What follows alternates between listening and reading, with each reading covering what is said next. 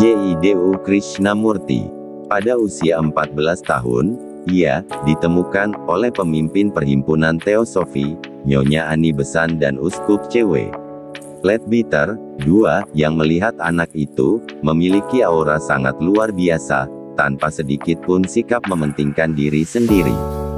Sejak itu Krishnamurti dididik oleh para pemimpin teosofi dan disiapkan untuk menjadi wahana bagi guru dunia, Lord Maitreya, yang dipercaya oleh kaum teosofi pada waktu itu akan datang kembali ke dunia 2000 tahun setelah kedatangannya yang terakhir sebagai Yesus Kristus. Untuk menyambut peristiwa itu dibentuklah Tarekat Bintang di Timur, The Order of the Star in the East, di mana ia menjadi ketuanya. Perkumpulan itu kemudian diubah namanya menjadi Tarekat Bintang 3. Namun ternyata kemudian Krishnamurti menempuh jalannya sendiri, menyimpang dari garis yang ditetapkan oleh teosofi. Pada tahun 1922, dalam usia 27 tahun, ia mengalami proses pencerahan yang berlangsung selama 3 hari, di mana ia mengalami kesadaran yang berubah. Ia menceritakan, ada seseorang tengah memperbaiki jalan, orang itu adalah aku, beliung yang dipegangnya adalah aku, batu yang tengah dipecahnya adalah bagian dariku, helai rumput yang rapuh adalah aku. Dan pohon di samping orang itu adalah aku. Dan pada akhir proses pencerahan itu ia menyatakan, aku sangat berbahagia karena aku telah melihat. Tak ada yang akan kembali seperti dulu lagi. Aku telah minum air yang jernih dan murni dari sumber mata air kehidupan, dan dahagaku telah terpuaskan.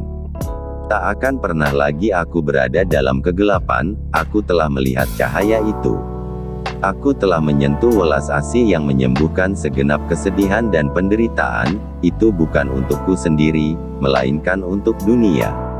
Sumber kebenaran telah terbuka bagiku dan kegelapan telah lenyap. Cinta dalam seluruh kemegahannya telah memabukkan hatiku, hatiku tak akan pernah tertutup lagi.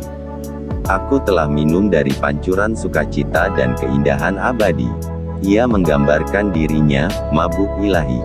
Pada tahun 1929 terjadi hal yang tidak diduga-duga, karena ia membubarkan perkumpulan dan melepaskan serta mengembalikan uang dan harta milik yang telah bertumpuk atas namanya. Ia mengemukakan bahwa kebenaran tidak dapat ditemukan melalui suatu sekte atau agama, tetapi hanya dengan jalan membebaskan diri dari segala bentuk keterikatan.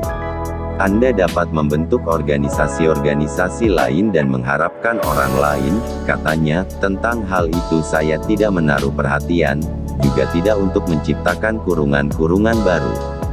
Perhatian saya satu-satunya adalah untuk membebaskan umat manusia secara tanpa syarat. 4. Pada tahun 1929 dibubarkannya Tarekat Bintang dengan berkata, saya nyatakan bahwa kebenaran adalah negeri tanpa jalan, truth is a pathless land, dan kalian tak dapat mendekatinya melalui jalan apapun, melalui agama apapun, melalui sekte apapun. Itulah sudut pandangku, dan saya berpegang pada itu secara mutlak dan tanpa syarat.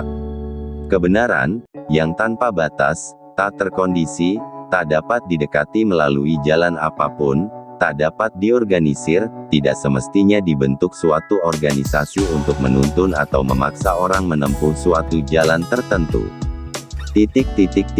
Anda mungkin membentuk tarekat-tarekat lain, Anda akan terus masuk organisasi lain untuk mencari kebenaran. Aku tidak ingin masuk organisasi spiritual apapun, harap pahami ini. Jika suatu organisasi dibentuk untuk tujuan itu akan menjadi tongkat penopang, kelemahan, belenggu, dan pasti akan melumpuhkan manusia, dan menghalanginya tumbuh, untuk menegakkan keunikannya, yang terletak pada penemuannya sendiri akan kebenaran mutlak yang tak terkondisi. Aku tidak menginginkan pengikut. Pada saat kalian mengikuti seseorang, kalian tidak lagi mengikuti kebenaran.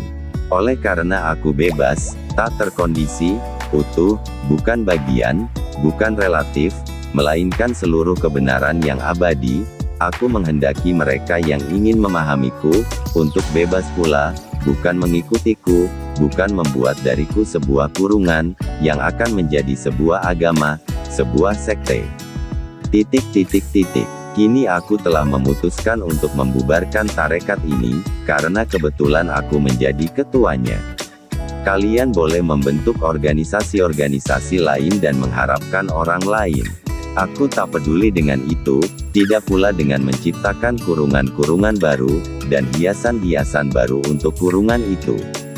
Satu-satunya minatku hanyalah membuat manusia bebas secara mutlak, tanpa terkondisi.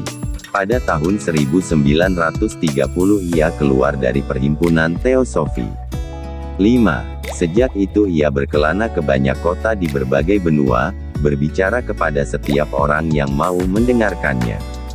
Ajarannya menarik banyak tokoh-tokoh dunia seperti Jawaharlal Nehru, Bernard Shaw, Aldous Huxley, Dr. Boehm dan lain-lain. Buku-bukunya yang telah diterbitkan dalam bahasa Inggris ada kira-kira 30 buah dan telah diterjemahkan dalam berbagai bahasa termasuk 13 buku dalam bahasa Indonesia. Beberapa sekolah yang menyelenggarakan pendidikan berdasarkan ajarannya didirikan di India, Inggris dan California. Pada tanggal 17 Februari tahun 1986, dengan tenang ia meninggal dunia di Ojai, California dan jenazahnya diperabukan di situ juga.